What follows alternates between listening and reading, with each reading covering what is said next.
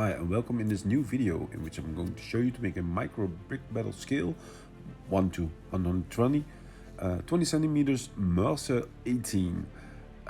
It's a Howitzer used by the Germans in World War II.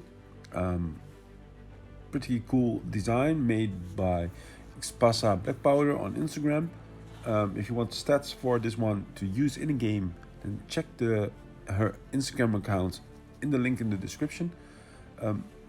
Perfect details for usage, stats in the post that's made on that Instagram account.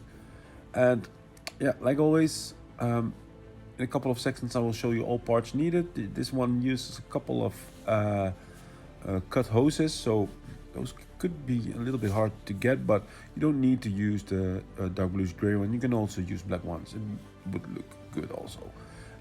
Next to that, easy to get parts, and I hope you enjoyed this build, and I hope you're going to build it for yourself, use it in a game of micro brick battle, and of course tag me in one of your posts if you do so. I love to see models built. So without further ado, here are the parts needed and the steps to build it.